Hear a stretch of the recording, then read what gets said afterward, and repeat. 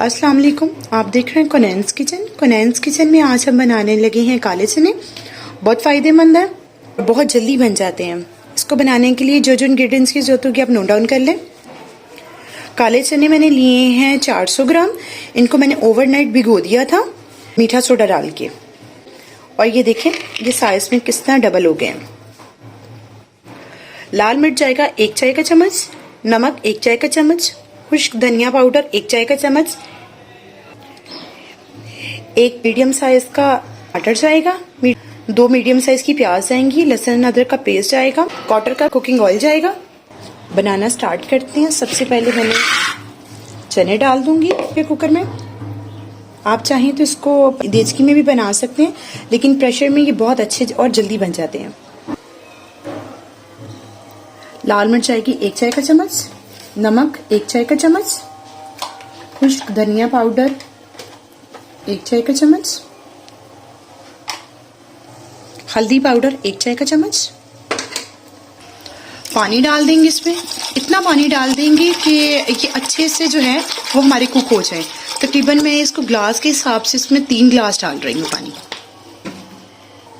साथ ही इसमें जो ये अपने लहसुन अदरक और प्याज टमाटर थे वो भी डाल देंगे और इसको कवर करके इसको 20 मिनट के लिए हम प्रेशर लगा देंगे। 20 मिनट के बाद इंशाल्लाह ये हमारे कुक हो गए होंगे। 20 मिनट के बाद हमारा पानी भी ड्राई हो गया होगा और हमारे चने भी जो हैं वो टोटली कुक हो गए होंगे। 20 मिनट के बाद दिखाते हैं आपको।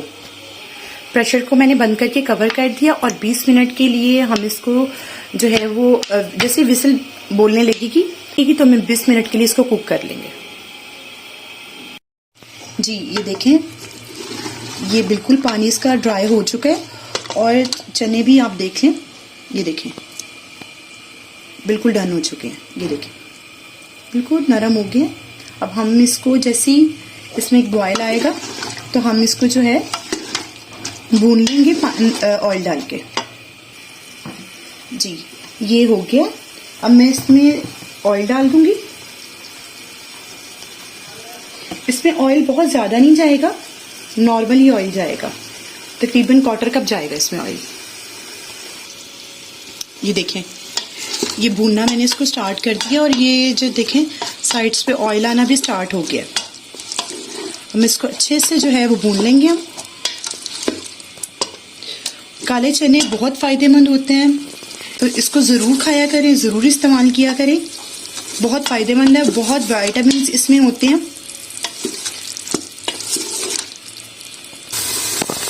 इसको भूनते हुए मुझे 8 मिनट हो गए। इसको 5 मिनट जो है वो मैं और भूनूंगी। और ये देखें कितने अच्छे बने हैं। अगर आपको मेरी वीडियोस अच्छी लग रही हैं तो मेरे चैनल को सब्सक्राइब करें, मेरी वीडियोस को लाइक करें और मुझे अपना फीडबैक दे के बताएं कि आपको मेरी रेसिपीज जो है वो कैसी लग रही है। जी इसको भूनते हुए मुझे पूरे 15 मिनट हो गए। बहुत ज़्यादा ऑयल नहीं इस्तेमाल करते हैं इसमें, क्योंकि फिर शोरबा अगर करना है तो वो फिर ऑयल जो है वो ज़्यादा अच्छा नहीं रहता। ये भून गए अच्छे से। अगर आप चाहें तो इसको इस तरीके के साथ भी सर्व कर सकते हैं और अगर आप चाहें तो इसको इसमें भी शोरबा भी बना सकते हैं। मैं इसको थोड़ा सा शोरबा बनाऊंगी, इसलिए मैं इसका थोड़ा सा शोरबा करूंगी। अगर आप चाहें तो अपनी मर्जी से कम या ज़्यादा कर सकते हैं। अगर आपको ग्रेवी वाले पसंद हैं, रोटी के साथ इस्तेमाल कर रहे हैं तो आप इस तरह के साथ ग्रेवी वाले इस्तेमाल कर सकते हैं। अगर आप चावलों के साथ कर रहे हैं तो आप इसको शोरबा कर सकते हैं। ये तो मैंने रोटी के साथ इस्तेमाल करनी, इसलिए मैं इसको ज़्यादा लिक्विड ही नहीं करूँगी, शोरबा नहीं करूँगी। जैसे इसके ऊपर हल्का सा ऑयल आ जाएगा तो मैं इसका फ्लेम जो है वो बंद कर दूँगी। थोड़ा सा पानी डाल रही हूँ मैं, तकरीबन आधा ग्लास मैंने पानी डाला है इसमें। और ये देखें कितने अच्छे से लिक्विड ही हो गए। अब इस टेस्ट पे गरम मसाला है 1 चाय का चम्मच, वो डाल दें। इससे फ्लेवर बहुत अच्छा आता है। ये देखें माशाल्लाह से हो गए। एक बॉयल आएगा तो मैं इसको डिश आउट कर दूंगी।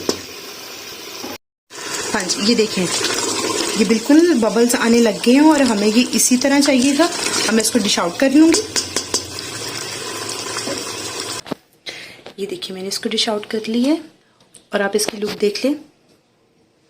ज़रूर बनाइएगा, मेरे तरीके से बनाइएगा, कोनैन किचन के तरीके से बनाइएगा। मेरी वीडियोस को लाइक कीजिएगा और मेरे चैनल को सब्सक्राइब कीजिएगा। अल्लाह हाफ़िज़।